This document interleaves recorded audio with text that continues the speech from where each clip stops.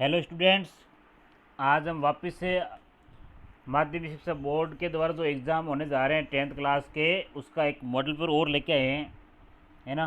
ताकि एग्ज़ाम से पहले पहले आप और रीडिंग लगा कर इनकी अच्छे से तैयारी कर सको भाई।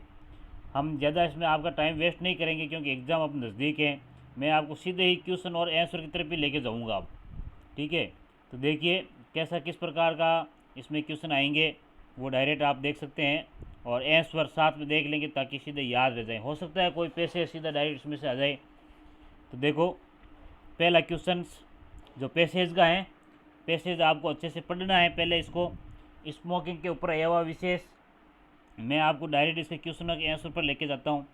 जिस पहला क्वेश्चन है, in India daily about 2200 people die, यानी भारत में लगभग 2200 लोग मरते हैं। किस कारण से मरते हैं? तो इसका आंसर हो जाएगा ड्यू टू स्मोकिंग। क्या हो जाएगा? Due to smoking. तो इसमें C answer is the right, याद रखना है। स्मोकिंग की वजह से होता है, पैसेज में और ढूंढ लेना इसको। ठीक है, अगला क्वेश्चन देखो, it is difficult to give up smoking because, smoking छोड़ना मुश्किल है। इसका आंसर क्या हो जाएगा? मैं समझा देता हूँ आपको। Craving for a cigarette is immediate, क्योंकि जो सिगरेट है ना, वो है जो बहुत ही तत्काल रूप से है लोगों पर हावी हो जाती है, यानी वो संटनी वो इस प्रकार से उसके ऊपर एक आदत बन जाती है इस कारण से। ठीक है, फिर अगला देखो, nicotine brings out some changes in the brain, they are, ये किसके कारण होता है? निकोटिन है जो मतलब अपने दिमाग के अंतर्गत परिवर्तन लेके आता है। इसका क्या कारण है? कि स्ट्रक्चरल चेंजेस होता है, यानी ढांचागत जो परिवर्तन है ना, वो इसके कारण होता है निकोटिन की वजह से। ठीक है, B option is the correct. फिर अगला है आपके, 3 countries where the incident of smoking is going up, यानी 3 देश ऐसे हैं जहाँ पर स्मोकिंग है जो बहुत ज़्यादा आपके अपने जा रही है। उसमें इंडिया, इंडोनेशिया और चाइना है। तो आंसर कौन सा आ जाएगा? D answer is the correct हो जाएगा। ठीक है, the noun form of A preventable, preventable है कि नाउन जो है वो क्या होगी? यानी नाउन प्रिवेंटेबल एडजेक्टिव है, विशेषण है। तो इसका आपके आंसर हो जाएगा प्रिवेंटेटिव हो जाएगा। A option is the correct हो जाएगा। क्या हो जाएगा? A option is the correct. दूसरा पैसेज देखिए, ये आपके आफ्टर फिनिशिंग वाला ग्रेटफुल प्रोजेक्ट के बारे में कुछ है इसका। तो अपन इसको ज़्यादा नहीं देखेंगे, अपन पैसेज आप खुद देख सकते हो, एक बार इसको बड़ी रीडिंग लगा लेना। और मैं आपको डायरेक्ट इसके क्वेश्चन आंसर की तरफ लेके जाता हूँ। ठीक है, ताकि आपको सीधे आंसर याद हो जाएं, ताकि आपको ज़्यादा मेहनत नहीं करनी पड़े इसमें। पहला क्वेश्चन देखो, quote the 6 word phrase from the first paragraph that has the same meaning as very well, very well के रूप में like the back of his hand, ये इसका आंसर हो गया। ठीक है, it is like the back of his hand, याद रखना है, सीधा सीधा आ जाएगा इसमें आंसर ये। फिर देखिए, Dheeraj felt something roll beneath his feet, paragraph first में वॉट वॉज इट, ये क्या है? It was a Ratle snake था, रेटल स्नैक।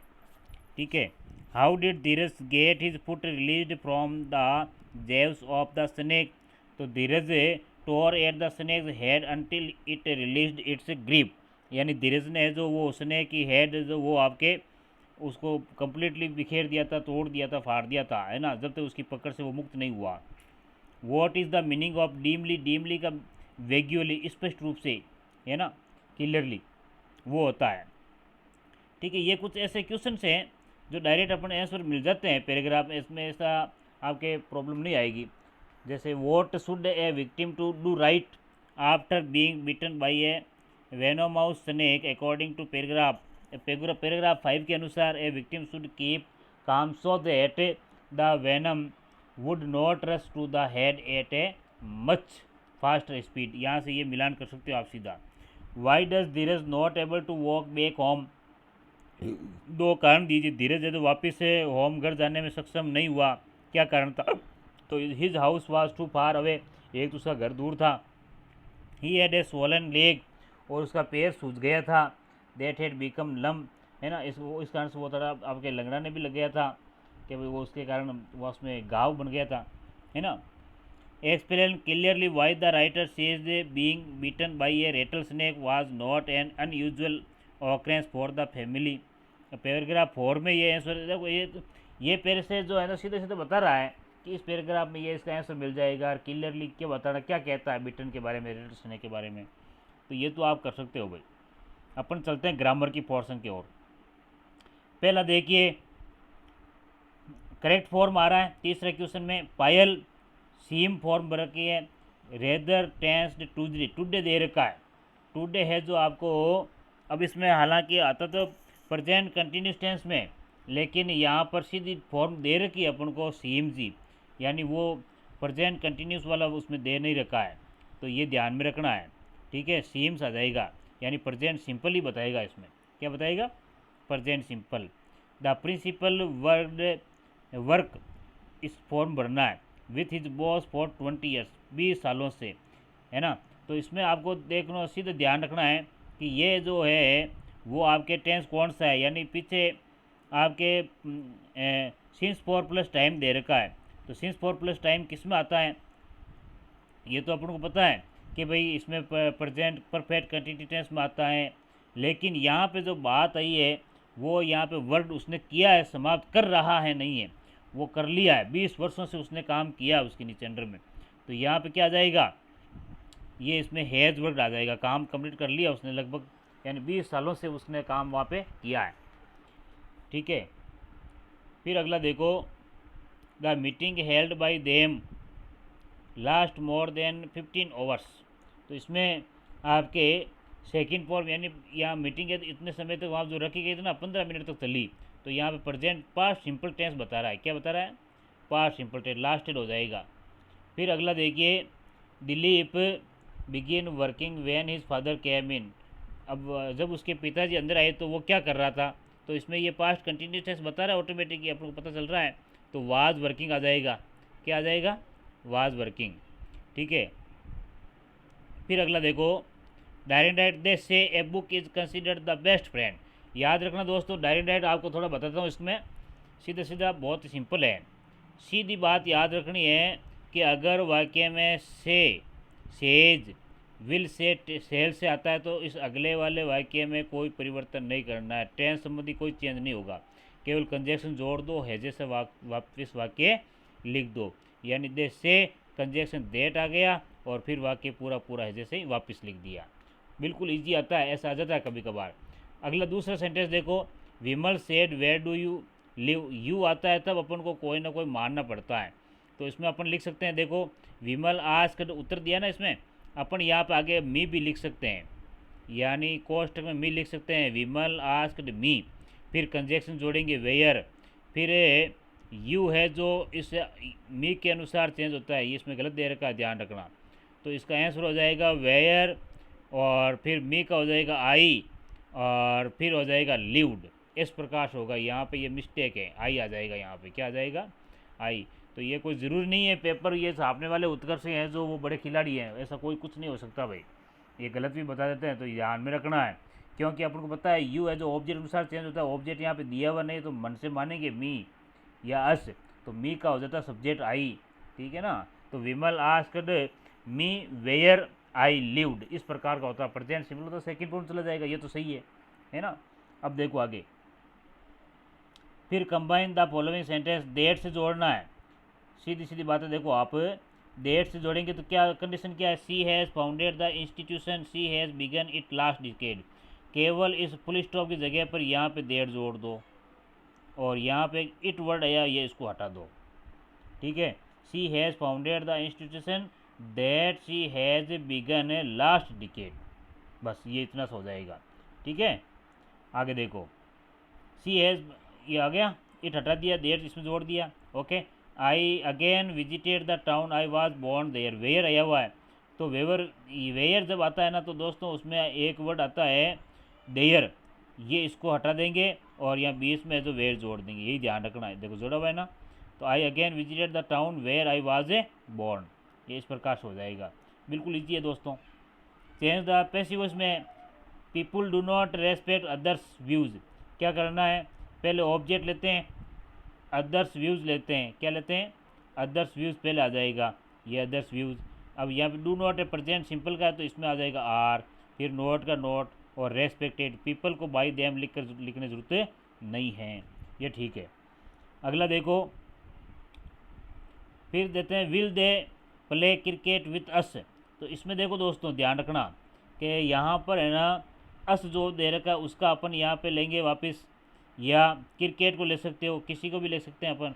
तो यहाँ पे मैंने क्रिकेट ले लिया और क्रिकेट के साथ विल आएगा वापस, और फिर क्रिकेट वहाँ बी, और प्ले की थर्ड फॉर्म मतलब कि प्लेड विथ अस है ही है, और बाई देम, दे का बाई देम लिख दें, क्वेश्चन मार्क लग जाएगा। ये ऐसे पेशिव बना सकते हैं अपन।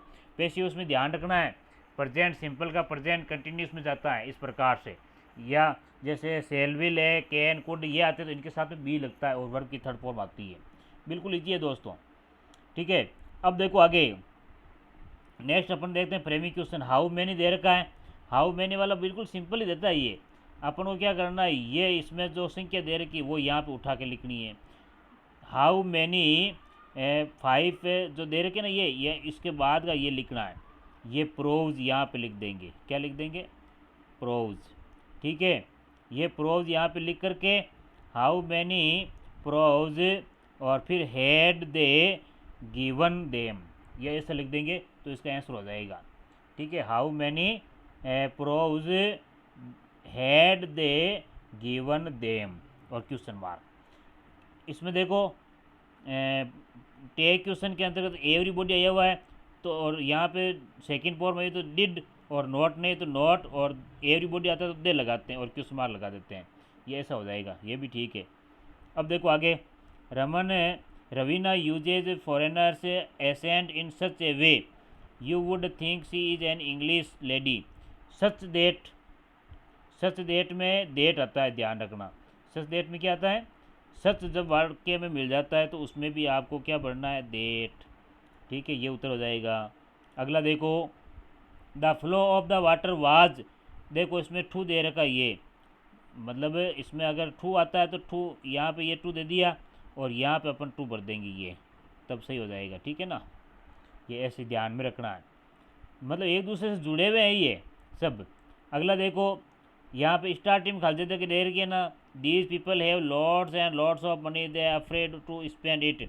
येट का तो आने का सवाल ही नहीं है, नेगेटिव में आता है, तो यहाँ पे आल दो आएगा। आल दो का मतलब होता है हालांकि, आल दो का मतलब क्या होता है, हालांकि, ठीक है। यद्यपि या हालांकि, ठीक है, इसके अर्थ में आता है। फिर आगे आपके क्वेश्चन आंसर आ रहे हैं, इसको देख लो आप एक बार। Why does Wanda's house remind Maddy of Wanda's blue dresses. Wanda के घर पर जो मेडी के आपके जो वांडा की जो नीली ड्रेस थी, वांडा के नीली ड्रेस की जो मेडी है ना, वहाँ पे वो उसको याद क्यों याद दिलाती है कि भाई क्या है, किस प्रकार। वांडाज हाउस से हर blue dress were quite similar, क्योंकि वांडा के घर पर उसकी जो और उसके जो ब्लू ड्रेस थी दोनों आपके सिमिलर थी, समान थी, थोड़ी समान मिलती जुलती थी। वैन वांडा रीचेज दे, तो वांडा वहाँ पहुँचती है ना, she finds the house SEBI but clean, तो उसका घर आके देखती है तो वहाँ पे उसको मिलता है कि घर है ना, हालांकि उसका वो भाई उसका घर आपके कच्चा झोंपड़ी वाला ही कच्चा था, इस प्रकार का घर था, लेकिन वहाँ पे साफ सफाई अच्छी की रखी थी, है ना। Thus Maddie was reminded to of the same old blue dress, इसलिए उसने याद आया कि भाई हाँ इसके पुरानी ड्रेस है जो मेरी तरह ही मिलती है। What is so weird about the hyena and the crocodile, hyena और क्रोकोडाइल के बीच में अब उनके बारे में क्या अचरज वाली बात है, क्या हैरान करने वाली बात थी। पोइम से हुआ ये क्वेश्चन, तो इसमें क्या बात आती है, देखो हिना और क्रोकोडाइल बोथ बिहेव डिफरेंटली, दोनों व्यवहार अलग तरीके से व्यवहार करते हैं। Their distinct behaviour help us to distinguish between them, अब इनकी दोनों का जो व्यवहार है ना, भिन्नता है ना, वही अपन को इनमें पहचान कराती है कि अब अलग अलग क्या बातें हैं। Hyena comes to its victims with merry smile, hyena तो क्या करती है, हिना जो है ना वो तो अपने शिकार के प्रति मुस्कुराहट के साथ में आती है, और क्रोकोडाइल है जो सेड्स टीयर, और क्रोकोडाइल जो है ना वो आंसू गिराता हुआ आता है। तो इस प्रकार से ये दोनों की इसमें विभिन्नता बताई गई है, अंतर बताया गया है कि भाई किस प्रकार से दोनों में है जो ये चेंज हैं, ठीक है। अगला क्वेश्चन देखो, हाउ डिड लोइजल्स मैनेज टू पे फॉर द नेकलेस, लोइजल जो है अपना नेकलेस के लिए चुकाने के लिए किस प्रकार से वो मैनेज करते हैं, यानी जब वो उनका नेकलेस खो जाता है कहीं तो उसमें वो क्या करते हैं फिर, तो उसके लिए वो फिर है ना तो after all other efforts fail, Loisel decide to buy a new identical necklace to replace the lost one. अब उसके बाद सारे प्रयास करने के बाद वो असफल हो जाते हैं, तो लुईस ने निश्चय कर लिया कि नया एक इसी प्रकार का है जो उसका जो नेकलेस है वापस बनवाया जाए खोने के स्थान पर। और मिस्टर एम लोइजल ने pulled in 18,000 Franks of his inheritance, और अपने विरासत में जो 18,000 रुपये थे वो उसने प्राप्त किए। बोरोड द रेस्ट, बाकी उधार लिए। Then the couple manage to buy the new necklace for 36,000 francs, और इस प्रकार 36,000 रुपये यानी फ्रैंक्स जो मुद्रा है वो उनको चुका करके नया नेकलेस उन्होंने खरीदा और return it to the rightful owner, और सही मालिक को उसको दे दिया गया, उसकी सहेली को दे दिया। तो वो दोस्तों देखो बहुत ही इंपॉर्टेंट कहानी थी ये, बहुत ही अच्छी कहानी है। अगला क्वेश्चन देखो, why did Bholi at first agree to an unequal match. पहले बोली है जो असमान जो उनकी मिलन था कि उससे वो सहमत क्यों हुई। Why did she later reject the marriage, और पहले तो वो सहमत हुई और फिर बाद में वो उस मैरिज को उसने रिजेक्ट भी कर दी। What does this say about her, उसके बारे में उसने किया। 3 प्रश्न आ रहे हैं यानी कि उसने आंसर आज अपन देख रहे हैं अच्छे से। Bholi agree to the match at first to fulfil her parents wishes. सबसे पहले वो बोली इसलिए सहमत हो गए भाई उसका दूल्हा गणे भाई आपके इसमें ये मतलब थोड़ा उसमें अलग ही था, लेकिन फिर भी उसने अपने माता पिता की इच्छा रखने के लिए पूरी करने के लिए उसने हाँ कर दी। फिर बाद में देखा कि later on she rejected the marriage, बाद में उसने मैरिज को रिजेक्ट कर दी। When the bridegroom asked for dowry, जब उस ब्राइड ग्रूम ने दूल्हे ने दहेज की मांग की।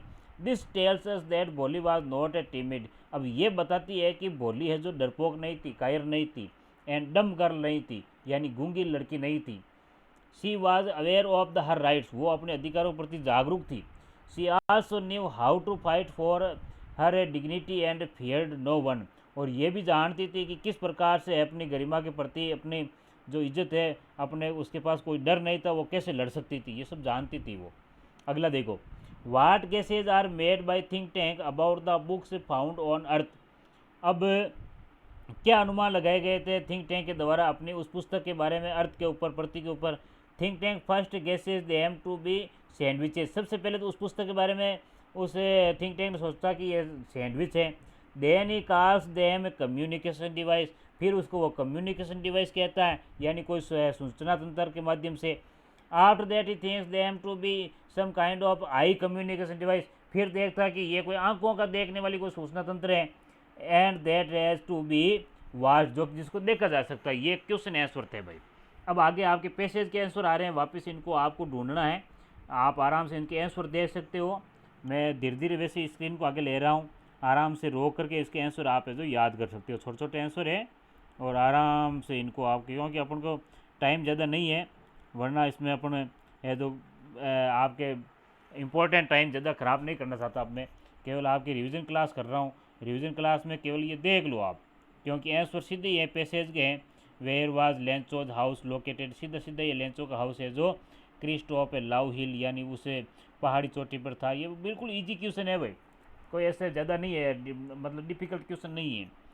फिर आगे पोएम के क्वेश्चन आगे स्टेंजा आ गया, और स्टेंजा के अंतर्गत देखो विच क्रेचर हैज़ या have been describe in the extract, कौन से जानवर इसमें वर्णन किया गया जिसका आपको पता ही है। कैमलियन और लिजार्ड जो दो नाम दे रखे इसमें वो है, नाम लिखने सीधे। What is the rhyme scheme, rhyme scheme क्या है इसकी, ए बी बी सी सी। इसको बता देता हूँ अब, अगर किसी को पता नहीं हो तो। राइम स्कीम क्या होती है दोस्तों कि भाई राइम स्कीम पोएम में हमेशा आपके पहली जैसे लाइन में आती है आपके, जैसे आता है बी तो ये हो गया ए, फिर आता है सी तो ये दोनों सेम मिल रही तो ए आता है ऐसा। तो ये राइम स्कीम इस प्रकार की होती है। देखो दोस्तों जैसे इसमें पहले स्मॉल आया फिर अलग आ गया थिंग, तो ये इस पहले वर्ड को तो अपन नाम दे देंगे ए, पहले वर्ड को क्या नाम दे देंगे ए, इसको तो यहाँ पे दे देंगे ए। फिर ये अलग आ गया तो इसको नाम दे देंगे बी। फिर वापस ऑल और स्मॉल देखो सिमिलर है ना, तो इसको वापस अपन ए नाम देंगे। फिर विंग और थिंग एक जैसे हैं तो इसको नाम दे देंगे बी, ठीक है, बी आ गया। और फिर ट्रीज और सी दोनों सेम है ना, तो इनको दे देंगे सी सी। तो इसका क्या हो जाएगा ए बी और सी, ये इसका आंसर हो जाएगा। तो आराम से ये क्वेश्चन अलग आया, थोड़ा सा ध्यान रख लेना, यानी राइम स्कीम अपन ऐसे पहचान करते हैं दोस्तों, ये बहुत इंपॉर्टेंट है, ए बी और सी। फिर अगली पोइम आ गई आपके वापस, इसमें भी आपके देखो सीधे सीधे वर्डों के, token is the innate goodness in their nature, ये सीधे सीधे आंसर है। Animals teach us over real nature, token का मतलब क्या है इसमें, innate goodness in their nature, यानी अपने स्वभाव के अंतर्गत जो भलाई होती है जन्मजात, उसको कहते हैं भाई टोकन, उसके बारे में बात कर रहा है ना। तो ये है। और what do the animals teachers, animal क्या सिखाते हैं अपना रियल नेचर, उनका अपना स्वभाव, वास्तव स्वभाव क्या है वो बात बताते हैं। तो ये हमने कुछ क्वेश्चन देख लिए। अब बड़े क्वेश्चन आ रहे हैं, बड़े क्वेश्चन थोड़े आपको ही देखने हैं, याद करने हैं, देख लेना है ना, ठीक है। ये Nelson Mandela long walk to freedom से लिया गया है, तो सीधा आंसर है, 5-7 लाइनें अच्छे से याद करनी है। दूसरा ब्लैक एरोप्लेन से लिया गया है, ठीक है, अगला क्वेश्चन, और इसका अथवा में ए करना है इसमें आपको। और फिर 20वें क्वेश्चन में भी अथवा में ध्यान रखना ये दोस्तों, ठीक है। इनमें भी आपके देखो ये 2 क्वेश्चन आ गए, ये कर लेना आप आराम से, ठीक है। फिर कुर्ग वाला क्वेश्चन है या 21वां, और इसके अथवा में है जो आपके ये मेडी वाला आ गया वापस, वांडा वाला, मेडी पेगी वाला, ये याद कर लेना।